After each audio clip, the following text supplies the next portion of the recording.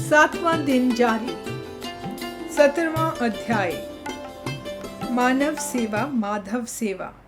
सेवा मूलतः भगवान की कृपा पाने के लिए की जाती है। ये अहंकार को मिटाने का सबसे महत्वपूर्ण कदम है। सेवा के द्वारा ही मनुष्य इंद्रियों पर निरंतर प्राप्त कर सकता है और लालसा एवं पक्षपात से ऊपर उठ सकता है। मैं तुम्हें सेवा के प्रति उचित भाव सिखाने आया हूँ। भगवान प्रेम है, प्रेम ही सेवा के रूप में व्यक्त होता है।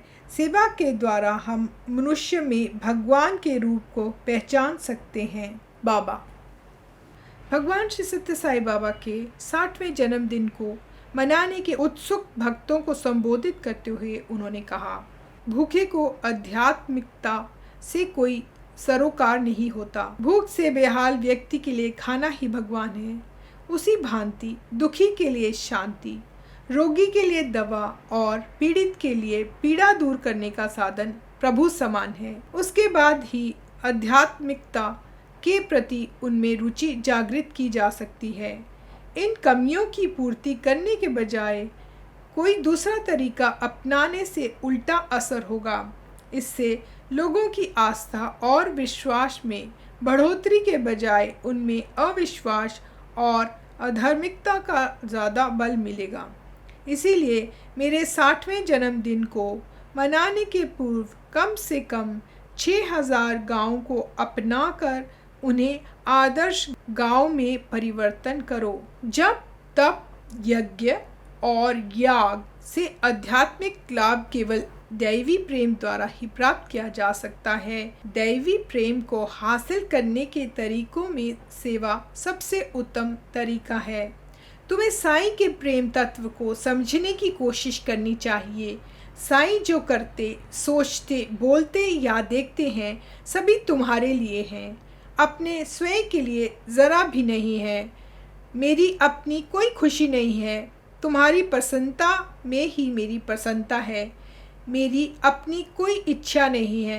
तुम सोचते होंगे कि साईं इतने काम कर रहे हैं, लेकिन वास्तव में इनमें अपने लिए कुछ भी नहीं है, सब कुछ तुम्हारे लिए ही है।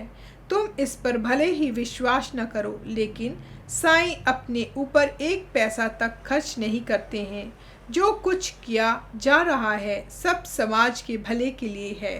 पिछले 56 सालों में मैंने अपने लिए कुर्ता बनाने तक के लिए एक भी पैसे का व्यय नहीं किया है। मेरे भक्त प्रेम से मुझे जो दे देते हैं वही मैं पहनता हूँ।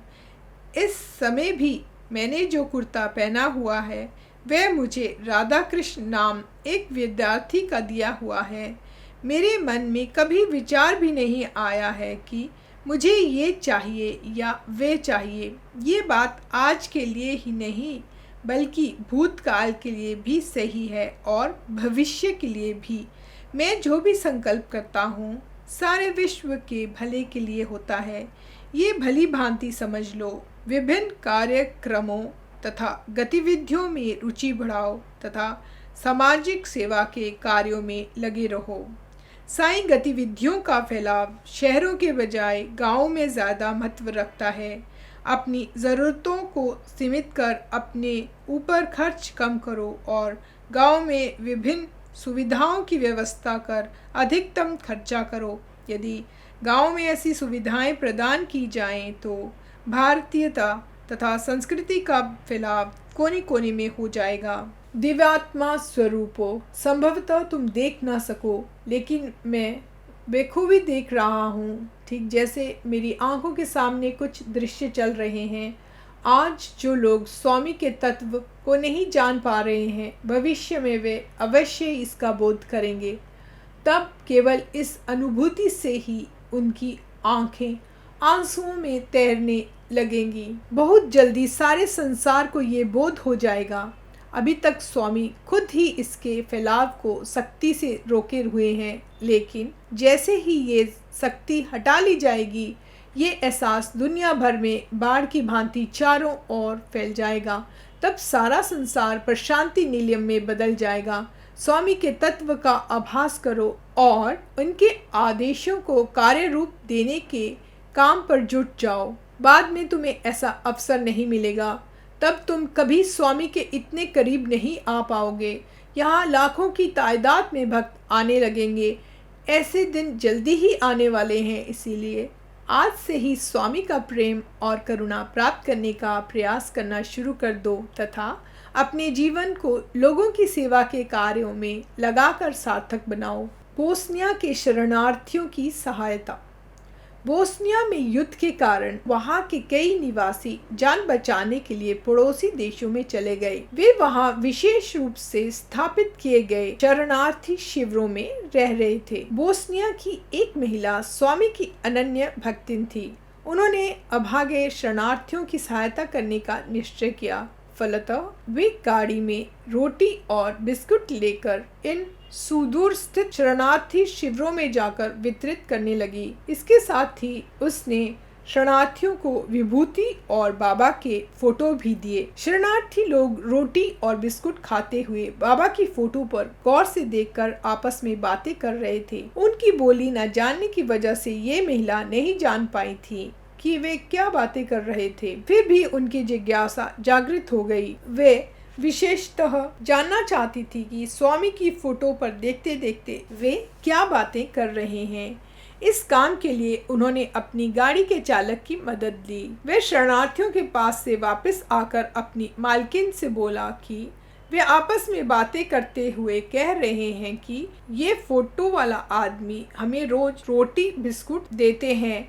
लगता है कि आज उसने रोटी बिस्कुट इस महिला को देकर उन्हें हमारे बीच वितरण करने का काम सौंप दिया है। ये सुनकर वह महिला अचेत रह गई। सन 1996 में वृंदावन में आयोजित ग्रीष्मकालीन पाठ्यक्रम के दौरान ये महिला भी उपस्थित थी।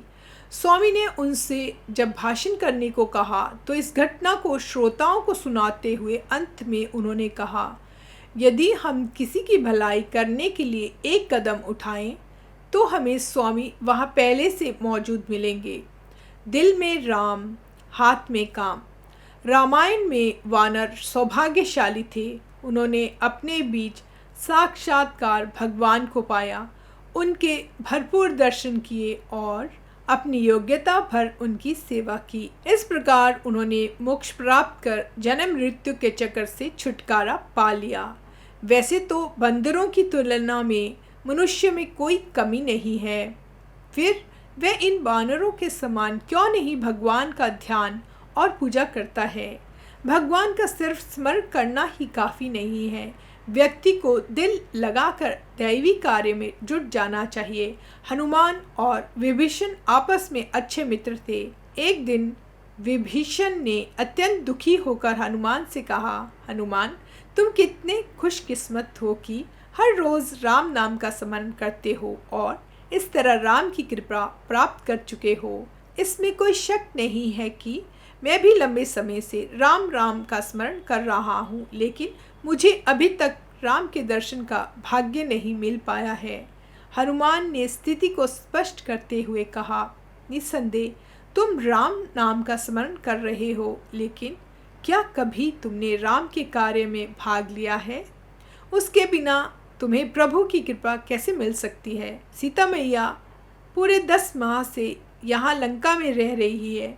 क्या तुमने कभी उन्हें संतावना देकर उनके दुख को कम करने का प्रयत्न किया है?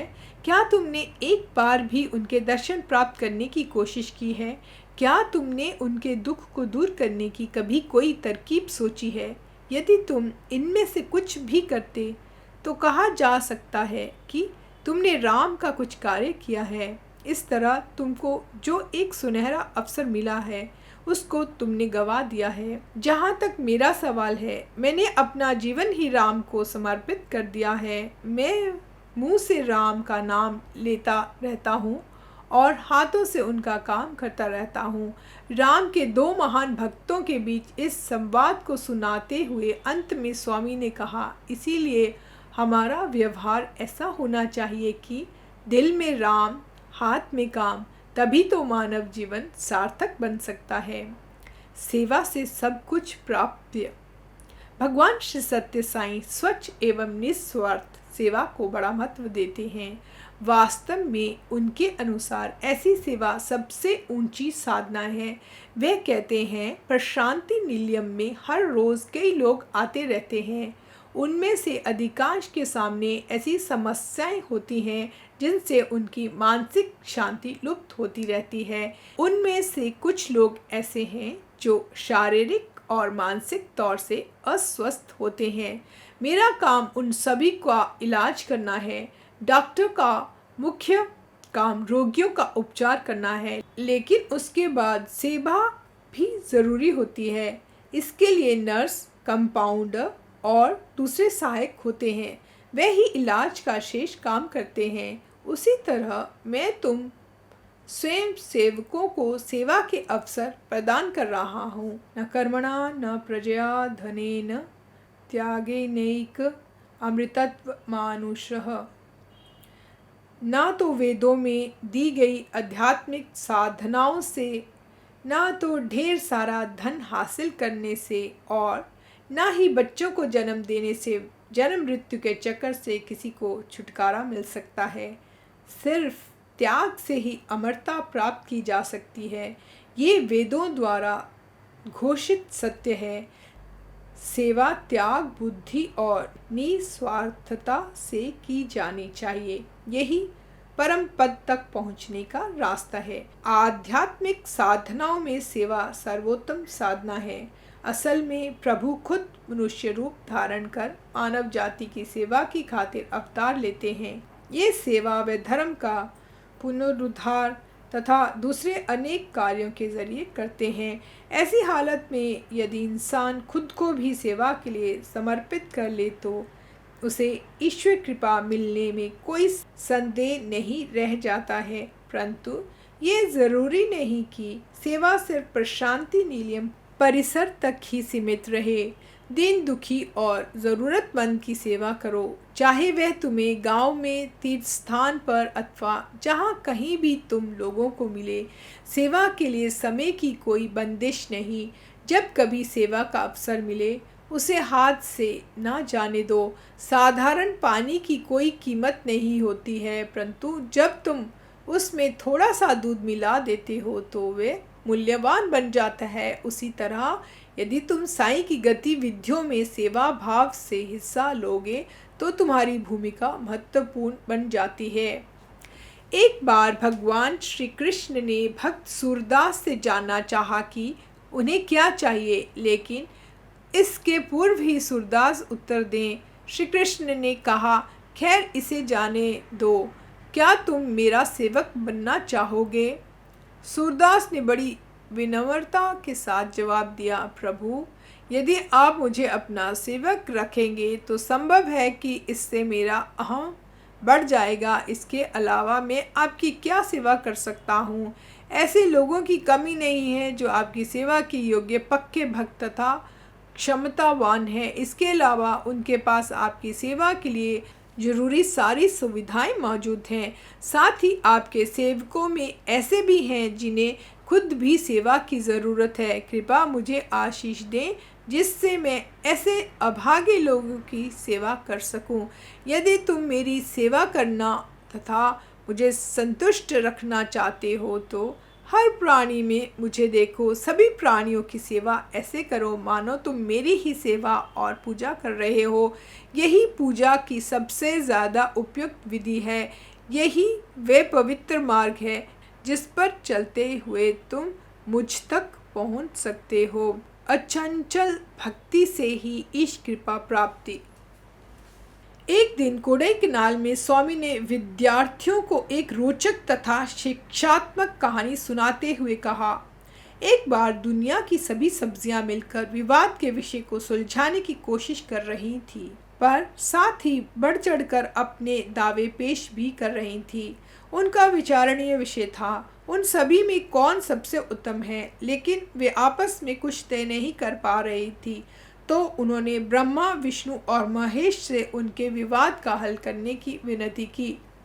इस विनती को सुनकर तीनों देव धरा पर उतर आए। उन्होंने सभी सब्जियों की बातें सुनी। अंततः उन्होंने तय किया कि सब्जियों में प्याज सर्वश्रेष्ठ है। ये फैसला सुनकर सभी सब्जियां अचरज में पड़ गई। उनमें से हर एक में एक से एक बढ़िया गुण मौजूद था। फिर भी इन त्रिदेवों ने कैसे प्याज को सबसे बढ़िया करार दे दिया। उनकी शिकायत का एहसास करते हुए देवताओं ने कहा, इसमें कोई शक नहीं कि तुम में से सभी में अनेक खूबियां हैं, लेकिन प्याज में एक और खूबी ऐसी है जो तुम में से किसी में नहीं है। वे गुण जीवन भर एक ही किस्म की गंध बनाए रखना है। इसी वजह से हमने उसके पक्ष में निर्णय दिया है। प्याज की तरह बनो, तुम चाहे सुखी रहो या दुखी, स्वस्थ या बीमार, कुछ भी हो, भगवान के प्रति भक्ति कदापि न त्यागो। ऐसे निर्णय से सभी सब्जियां संतुष्ट हो गई। ब्रह्मदेव ने अपनी दाढ़ी को सहलाते हुए विजेता प्याज को एक वरदान दिया, जब तक मैं रहूं, मेरे समान तुम्हारी दाढ़ी बनी रहेगी। गौर से देखने पर तुम्हें प्याज की दाढ़ी साफ दिखाई पड़ेगी। श्री महाविष्णु ने ये कहते हुए प्याज को आशीष दी। ऊपर से नीचे काटने पर तुम्हारे अंदर मेरा निशान शंख दिखाई पड़ेगा और गोलाई में काटने पर मेरा दूसरा निशान चक्र तुम्हारे अंदर दिखाई देने लगेगा। प्याज को इस प्रकार कितनी ही बार काटो तो तुम्हें ये दिखाई पड़ेगा। महेश ने आशीर्वाद देते हुए प्याज से कहा, मैं तुम्हें एक आश्वासन दे सकता हूँ कि तुमको काटने वाले को आंसू बहाने पड़ेंगे। ये भी सब महसूस कर सकते हैं। सब्जियों की इस साधारण कथा में एक सत्य छिपा है। प्रभु के प्रति जिसकी गहन और अडिग भक्ति होती है वह सबसे महान है। वह धार्मिक स्वभाव का होगा, उसको ईश की कृपा प्राप्त होगी, उसको कोई नुकसान नहीं पहुंचा सकता है। ओम श्री सत्य साई परब्रह्मणे नमः। ओम शांति शांति शांति। 17वां अध्याय समाप्त। ओम श्री साई राम।